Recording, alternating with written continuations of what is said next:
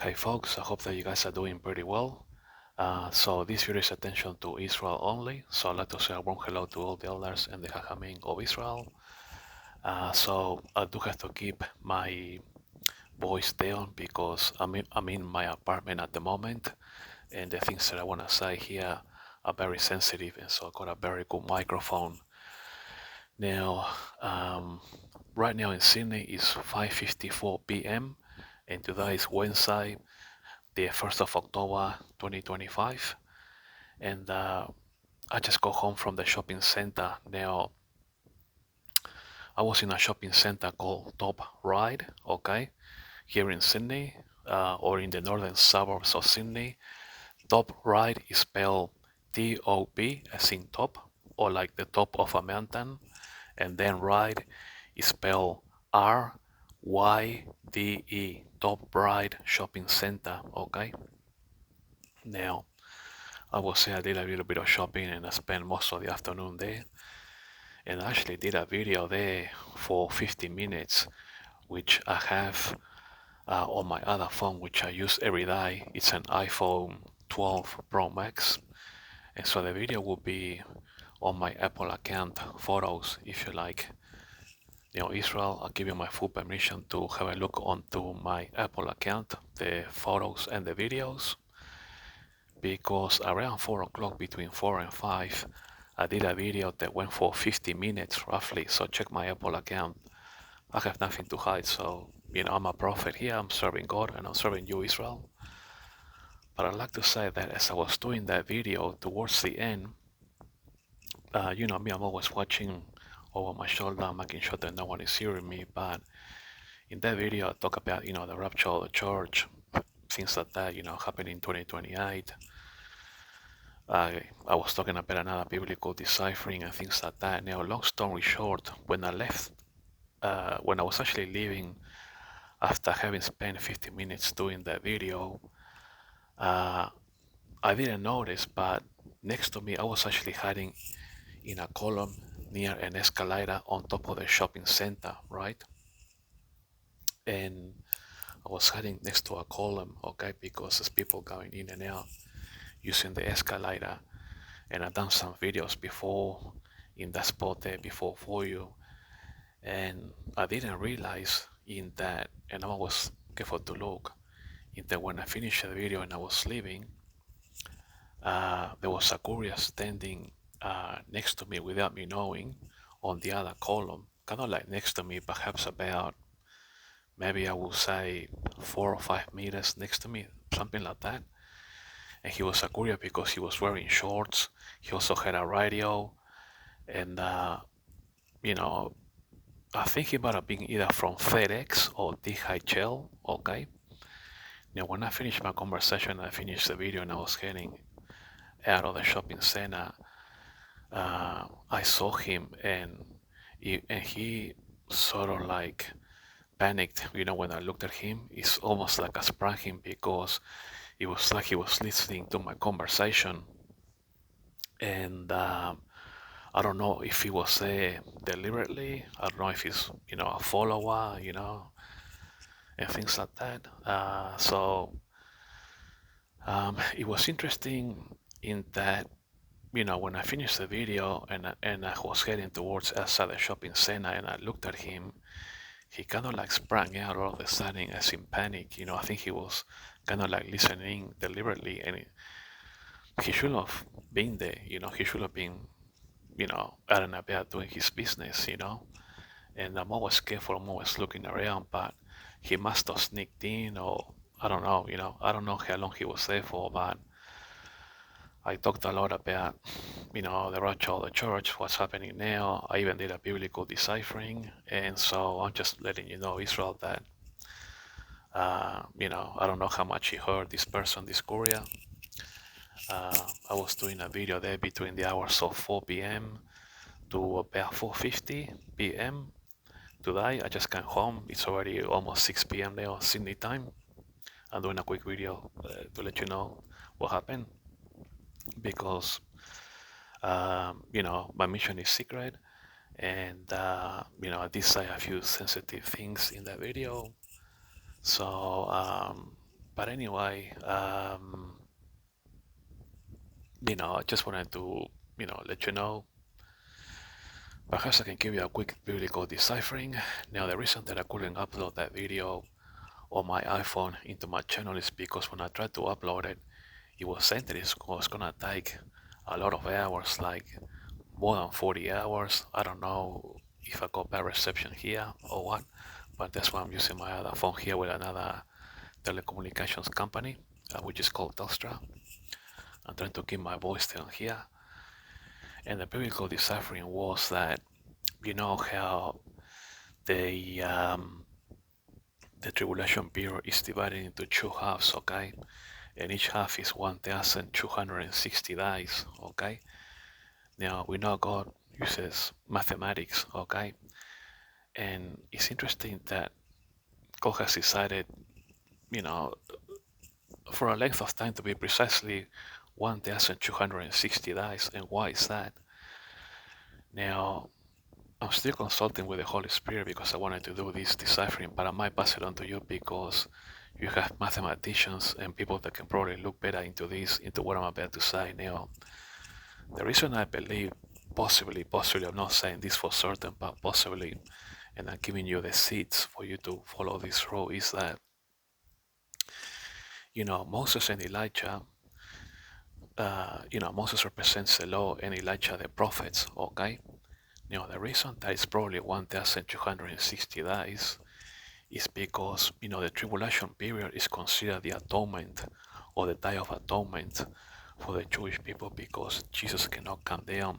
He has to rely on Moses and Elijah to do the atonement on his behalf because Jesus is opening up the seals in heaven, okay?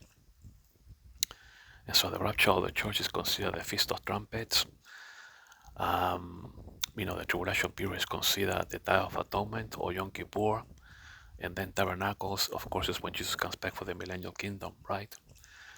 Now, the reason that it could possibly be between 1,000, that it could be 1,260 days is because if you were to count, for example, from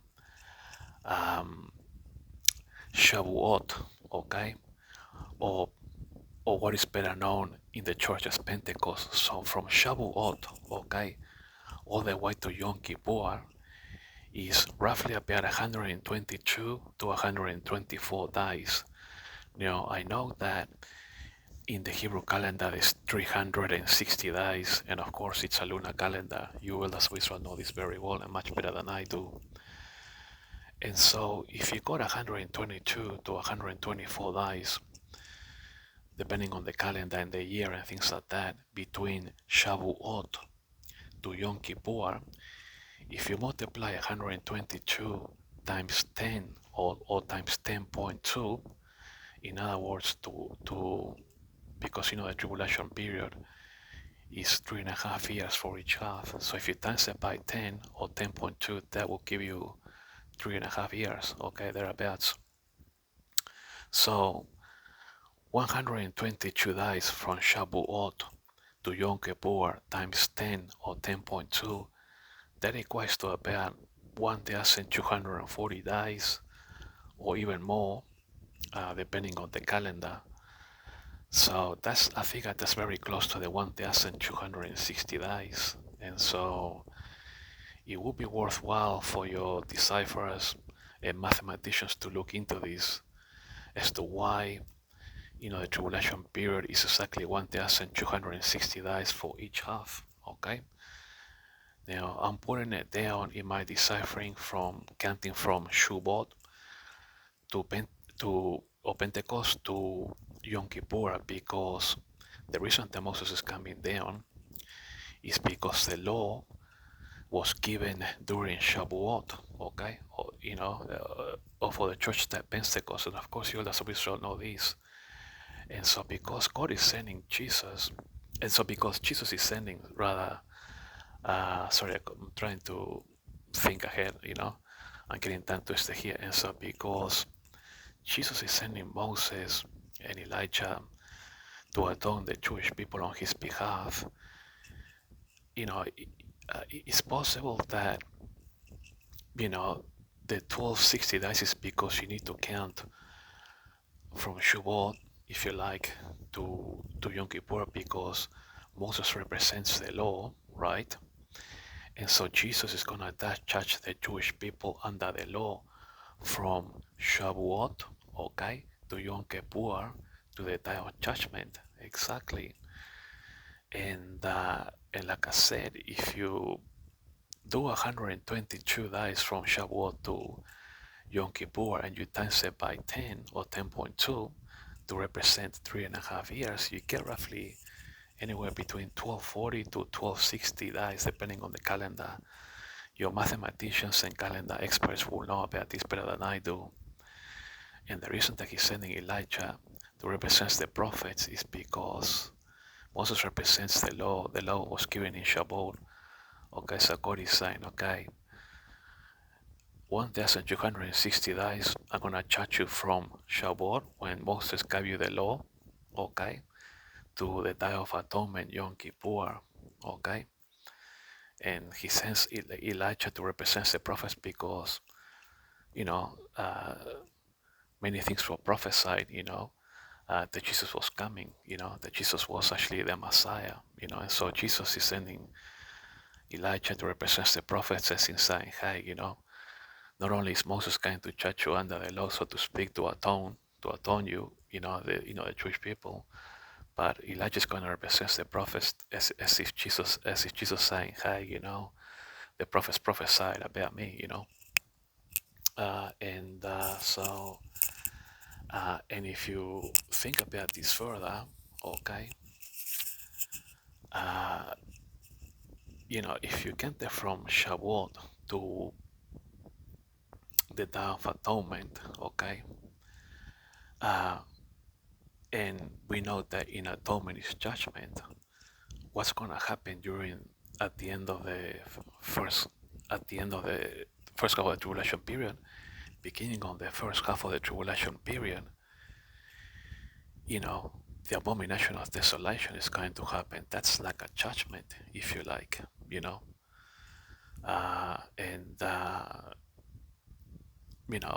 and then from the second half, or the beginning of the second half, to when Jesus comes back, that's sort of like another judgment, in that only 1/3 of the Jewish people will make it through into the millennial kingdom. So you cannot have two judgments there, or two Yom Kippurs, or two atonements, if you like. It's the situation. It's a bit complicated, um, this, uh, you know, this abomination of desolation, it's, I'm not sure if it's going to happen during Yom Kippur, uh, at the beginning of the second half of the tribulation period or not. I'm not sure. Um, on the calendar, and of course, Jesus will come back for tabernacles, So it's interesting to think a little bit about this further. So, yeah, I just think that, yeah, it's interesting to think about these things, and also for the fact that, when Ron White, remember Ron White, who discovered the Ark of the Covenant in Golgotha? Now, it's possible that the angels prophesied to him that the Ark of the Covenant was going to be opened when the mark of the beast was going to be introduced. And so, if you think about that, could the Ark of the Covenant be open during Yom Kippur, during the Day of Atonement, so that the Jewish people will see that, hey, Jesus will, was and is to come, the Messiah, So when you think about all these things, I guess everything that I just said needs to be taken into account. So I don't know, perhaps you elders of Israel talk about this among yourselves, Sorry if I'm getting a little bit tongue twisted. I'm just trying to think, of all the scenarios. I don't have paper here with me or notes, if you like. So, um, you know, I'm trying to think about all the possibilities, if you know what I mean. So, um, yeah, that's all I wanted to say. I think the main thing to take out of this biblical deciphering is that perhaps between Shavuot, when the law was given, to Yom Kippur, the Day of Atonement, that's perhaps how God is actually, you know, has decided to use these 1,260 days to cover the period from when the law was given to, you know, the Day of Judgment, if you like, Yom Kippur, the Day of Atonement, if you like. And that's probably because, the Jewish people, are being atoned, if you like, because they are under the law. And so God is judging them, hey, from Shavuot, from when the law was given, to Yom Kippur, you see? So this is what I'm trying to say.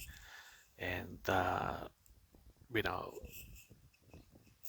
from Shavuot to Yom Kippur is 122 to 124 days, roughly.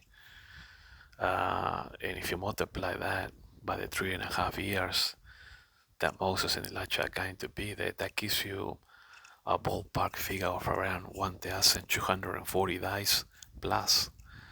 So that's probably why, because God is judging them under the law, and the law was given during Shavuot. And so if you count from Shavuot to the Day of Atonement, from when the law was given to the Day of Judgment during Yom Kippur, that sounds about right, doesn't it? And it's also why God is sending Moses, to, in a way, to kind of like, you know, judge him, kind of thing, like saying, hey, I'm here to atone you on behalf of Jesus. And he's saying, and Jesus is also saying as well, I'm sending Elijah the prophet, to represent the prophets because the prophets prophesied about me. And so you're going to be judged under Moses and also, under the prophets between Shavuot, when the law was given, up to Yom Kippur, because that's a tough atonement, because, Jewish people are under the law. So this is possible. And don't forget, if you watch the movie regarding Jesus, in which they use the Gospel of John, it's interesting how Jesus said to the Pharisees, if you read the Bible, the Pharisees of old and the Sadducees at the time of Jesus, when he said to them, think not that I'm going to accuse you. Moses is going to accuse you because he wrote about me. Exactly. And so if Jesus said to the Pharisees and the Sadducees during his time, don't think that I'm going to judge you. Don't think that I'm going to accuse you. No, Moses is going to accuse you because he wrote about me. And that's probably why, God is sending Moses, to judge him, to atone them, if you like, and also Elijah, during the tribulation period. Exactly. So all these things need to be thought about, Uh, if you elders of Israel get together and think about what I just said and do some calculations, it's possible that, the 1,260 days is between Shavuot, when the law was given, to the Day of Atonement, Yom Kippur, as is to say, hey, you Jewish people are under Daniel's 70th week to be judged according to the law. You didn't want to believe on me, you're here to be judged under the law. From when Moses gave you the law, that's when I'm sending Moses to the Day of Yom Kippur, the Day of Atonement, and I'm also sending Elijah to represent the prophets because all the prophets prophesied about Jesus. And Jesus said, to the Pharisees and the Sadducees, like I just said, don't think that I'm going to judge you. No, but Moses will accuse you because he wrote about me. Remember? So that's in the movie of Jesus, in the Gospel of John. There's a few movies out there, So this is probably why. So this is something for, people that know math pretty well, that can work with calendars, things like that. And with computer software these days, all these things can be calculated very quickly. So um, you know, I'm just putting it out there as a possible, biblical deciphering, you know, as to why God is using 1,260 days, because that is actually interesting. God does everything with a purpose, and God, we know that God uses mathematics. So we need to uncover this truth and try and decipher it. If it's possible. All right, elders of Israel, thank you for watching. God bless you all in Jesus' name. Amen. Now I'm going to do this video for a little while, but I'm gonna be deleting it afterwards. I'm not going to leave it on my channel, but I just someone was kind of like hearing all this stuff, and so yeah, just I'm gonna be more careful next time, But anyway, thank you, elders for Israel. Amen.